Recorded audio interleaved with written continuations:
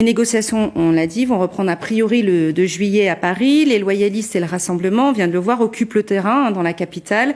Est-ce que vous ne craignez pas de perdre une première manche, une sorte de bataille de communication? Non, je crois qu'il y a ceux qui cultivent leur pré-carré électoral dans la perspective des prochaines élections provinciales. Et puis il y a ceux qui essayent de travailler de manière constructive avec les uns et avec les autres pour bâtir un consensus. Nous, on est définitivement, irrémédiablement rangés dans la deuxième catégorie. On veut construire ce consensus avec tout le monde parce que c'est la seule porte de sortie pour notre pays. Le non-accord n'est pas une option. J'entends dire, finalement, s'il n'y a pas d'accord, c'est pas grave, on va vers les élections. Le non-accord, c'est la tombe du pays. La tombe politique du pays, parce qu'on restera bien sûr dans une situation d'instabilité. La tombe économique, parce que qui va investir dans un pays qui est pas capable de s'accorder sur son avenir? La tombe sociale, parce qu'il y a 20 000 Calédoniens qui ont perdu leur travail et il y en a d'autres qui continueront à le perdre. La tombe du vivre ensemble, parce que depuis le 13 mai, on peut pas dire franchement que le racisme n'est pas ressurgi dans notre pays. Et même pire que ça, c'est la tombe du lien avec la France. Je m'explique. Ça veut dire quoi?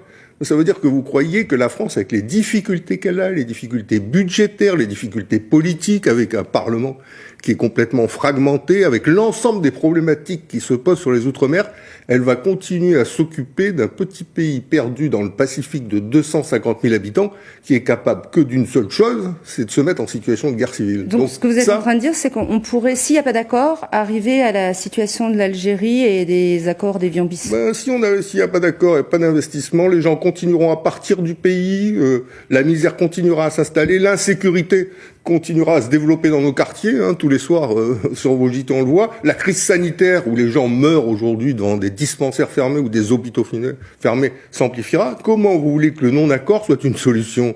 Le non-accord, c'est la tombe du pays. Donc on doit tous aller à Paris. Je vois celles et ceux qui s'agitent en ce moment. C'est pas le sujet. Le sujet, c'est comment on sort le peuple calédonien de la nasse dans laquelle il est en train de s'enferrer. Est-ce que le fait que la Calédonie devienne un enjeu national, c'est le débat qui arrive, qu'on a un hippopotame dans un jeu de quilles sur les médias nationaux, est-ce que c'est pas dangereux? La dernière fois, ça nous avait pas forcément... Vous avez rappelé que dans les années 80, les socialistes se sont engagés pour l'indépendance de la Nouvelle-Calédonie. C'était François Mitterrand à l'époque. Ça s'est fini par les événements de 84. Et puis ensuite, c'est Jacques Chirac qui était Premier ministre, aux côtés des non-indépendantistes. Ça s'est fini par Ouvéa. Quand la Nouvelle-Calédonie devient un enjeu de politique nationale, ça se fait toujours au détriment des Calédoniens. Ceux qui passent là, ils en ont rien à cirer de ce qu'on deviendra après. Ils vont pas venir demain protéger nos quartiers, ils seront chez eux tranquilles. Nous, on va payer le prix de cette instrumentalisation. Et si ils font ça, c'est pas par hasard, c'est pour, au plan national, récupérer des voix, puisque vous avez compris qu'on est lancé dans la présidentielle et qu'aujourd'hui, chacun est dans son couloir. Donc oui, l'instrumentalisation politique du dossier calédonien au plan national est une très mauvaise chose pour nous. Donc il faut absolument trouver un accord. Alors la nouvelle séquence à Paris, selon la communication officielle de l'Élysée, c'est, je cite, pour clarifier politiquement, économiquement et socialement les sujets calédoniens. Alors les loyalistes l'ont interprété déjà comme un recadrage de Manuel Valls. Et il le qualifie d'homme isolé politiquement, on a entendu tout à l'heure. Est-ce que c'est votre avis? Non, pas du tout. Dire clarifier, ça veut dire recadrer. Enfin, la langue française, elle a plus de 60 000 mots. Si le terme recadrage avait dû être utilisé, il aurait été utilisé. Il est normal que le président de la République, à un moment donné, se préoccupe du dossier. Ça fait 4 mois que Manuel Valls mène les discussions. Il a déposé un projet qui, au bout des discussions, s'est soldé par un échec, puisque nous n'avons pas trouvé d'accord à l'occasion de Deva. Il est bien maintenant que le président, avec le ministre d'État, numéro 3 du gouvernement, ministre des Outre-mer, reprennent la main. Je rappelle à la fin, si jamais un accord pouvait parvenir, ce que nous appelons à toute force de nos vœux, à partir de ce moment-là, le seul qui peut convoquer le Parlement au Congrès à Versailles pour modifier la Constitution et pour intégrer l'accord, c'est le président de la République. Donc, bien évidemment que le président ne peut pas rester à l'écart de ce dossier. Après, chaque homme a sa personnalité. Le président de la République, il a la sienne. Manuel Valls, il a la sienne. C'est un ancien Premier ministre. Mais moi, je sais qu'au total, ils vont tirer tous les deux la charrue calédonienne dans le même sens. Et heureusement, parce que déjà, vu la difficulté du dossier, si en plus ils devaient se battre autour de la table, il est clair qu'on n'en sortirait jamais. Alors, a priori, tout le monde est d'accord sur un point. On ne retournera pas à une consultation binaire, oui ou non. On parle désormais, c'est le mot à la mode, de référendum projet. Mais est-ce que ce sera un référendum pour choisir entre deux projets, typiquement celui de Manuel Valls ou celui des loyalistes de fédéralisme, ou alors un seul projet, oui ou non pour un seul projet négocié par tous? Notre proposition d'origine, nous l'avions défendue lors des provinciales de 2019. Nous disions, on avait déjà eu un référendum, celui de 2018, stop au référendum binaire pour ou contre l'indépendance. Nous utilisions un proverbe de grand-mère, tant va la cruche à l'eau qu'à la fin elle se casse. On a vu ce que ça a donné. Il faut qu'on soit un référendum de projet. Le référendum de projet aujourd'hui est devenu à la mode, tant mieux. Mais il faut bien entendre ce qu'il faut entendre par projet. Projet, ça ne veut pas dire on vote pour un État fédéré qui est défendu par ceux qui veulent que la Nouvelle-Calédonie reste dans la République, ou on vote pour un État associé qui est défendu par les indépendantistes. C'est pas ça ou ça. C'est pas ça ou ça, parce que si c'est ça ou ça, c'est pas un référendum de projet. C'est un référendum qui propose des projets différents entre Calédoniens et qui nous oblige une nouvelle fois à nous opposer camp contre camp. Et on a vu ce que ça peut donner en termes de fracture de la société calédonienne. Donc, un référendum de projet tel qu'on le conçoit à Calédonie Ensemble et tel qu'on le porte, avec d'autres d'ailleurs, c'est un référendum qui permet de nous rassembler, indépendantistes et non indépendantistes, et de proposer un projet commun aux Calédoniens. Parce que dans le projet commun, ça voudra dire qu'on a la capacité à s'entendre et à construire ensemble, et pas à s'opposer les uns aux autres, mais se rassembler les uns avec les autres. C'est ça, le référendum de projet. Et nous, dans le cadre des discussions à DEVA, on milite pour ce référendum de projet. En tout cas, si accord il y a, on ira au référendum de projet. Sinon, il y aura les provinciales en novembre maximum, avant le 30 novembre. Est-ce qu'on garde le même corps électoral ou des adaptations un peu à la marge, comme a proposé Georges Naturel? C'est possible. Il n'y a strictement aucune chance, on peut le dire de manière directe, claire, et pas laisser planer une ambiguïté, pour que le corps électoral soit modifié avant les prochaines échéances provinciales.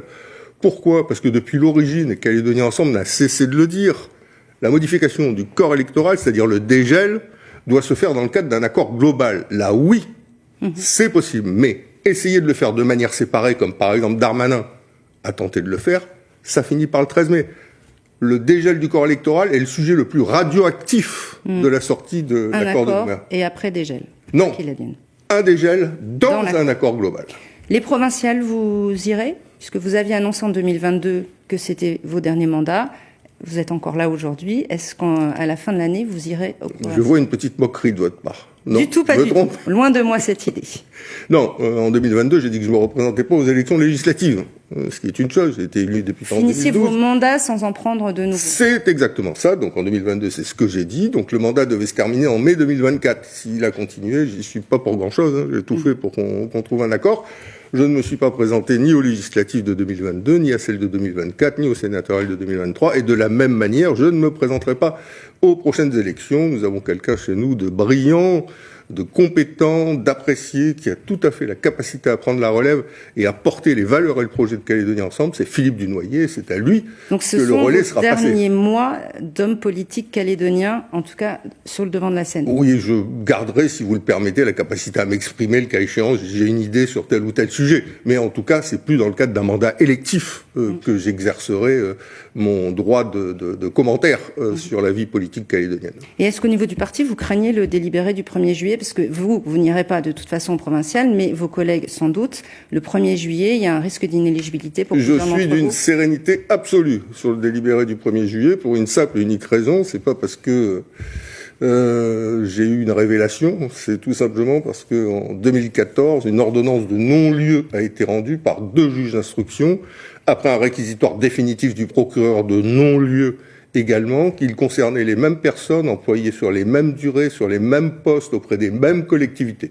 Donc comment le tribunal pourrait dire 4 années après, puisque la procédure a été initiée en 2018, ce qu'il avait dit 4 années avant, en sachant que l'environnement législatif, réglementaire et jurisprudentiel n'a pas changé. Donc il n'y a aucun élément nouveau dans le dispositif. Mais en tout cas, le procureur a requis des peines d'inéligibilité notamment. Ah oui, mais le procureur, il peut requérir ce qu'il veut.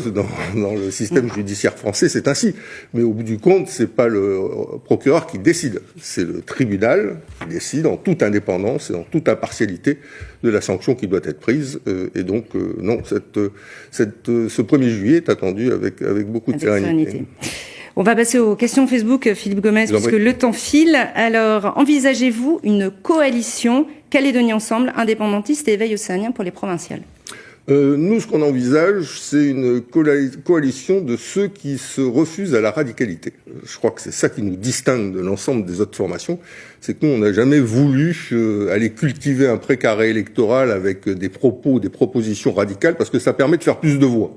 Ce qui est assez classique en politique. Nous, on a toujours considéré que le message qu'on devait porter, c'était un message de paix, de dialogue, de respect, de consensus. Donc, on continuera dans cette ligne-là. Et bien évidemment, celles et ceux qui partagent cette idée qu'il ne faut pas aller vers des radicalités en Nouvelle-Calédonie, sinon on creuse la tombe du pays, eh bien, on verra, le cas échéant, s'il est possible de faire quelque chose ensemble. Vos positions, notamment sur le projet Valls, notamment sur la souveraineté partagée, sont quand même assez proches entre vous, l'éveil océanien et l'UNI. Nous, ce qu'on dit en ce qui concerne le projet Valls, c'est qu'il a un avantage majeur, c'est que c'est un projet qui donne réponse à l'aspiration à la souveraineté des indépendantistes et qui donne une réponse également aux non-indépendantistes qui souhaitent la protection de la France. Quand le projet Valls prévoit que les compétences régaliennes sont cédées à la Nouvelle-Calédonie et instantanément rétrocédées à la France et qu'elles continuent à être exercées par l'État, c'est une manière de protéger les non-indépendantistes et celles et ceux qui souhaitent rester dans la République. Quand le projet Valls dit la loi fondamentale de la Nouvelle-Calédonie sera intégrée dans la Constitution de la République française, c'est singulier, c'est inédit, mais c'est aussi une manière de nous protéger. Quand il dit la nationalité française sera de droit, ça n'existe nulle part dans le monde. Un État associé où la nationalité de l'autorité de tutelle reste de droit. Par exemple, les États associés aux États-Unis d'Amérique, comme les îles Marshall ou les États fédérés de Micronésie, ne prévoient pas la nationalité américaine. Donc, c'est une base de discussion. Je suis heureux de voir que le FLNKS est toujours d'accord pour poursuivre les discussions sur cette base. Manuel Valls a dit dans sa dernière lettre qu'il était prêt à discuter des modalités de mise en œuvre et des délais, c'est-à-dire ce sont des éléments substantiels. Continuons à essayer de réfléchir entre nous avec de la bonne volonté, en faisant primer l'intérêt général sur l'intérêt électoral, de part et d'autre. Je crois qu'il y a un chemin. Alors rapidement, est-ce que vous pensez que le modèle fondé sur les provinces est encore viable financièrement ? Manuel Valls a d'ailleurs dit que structurellement, la Calédonie était déficitaire. Elle est déficitaire, la Nouvelle-Calédonie, pour 3 raisons. La première raison, c'est que l'industrie du nickel s'est écroulée, l'usine du Nord a fermé, celle d'usine sur 2 roues, et Ramet a dit qu'il voulait partir. Donc ça, c'est clair, c'est la première des raisons qui a affaibli économiquement notre pays.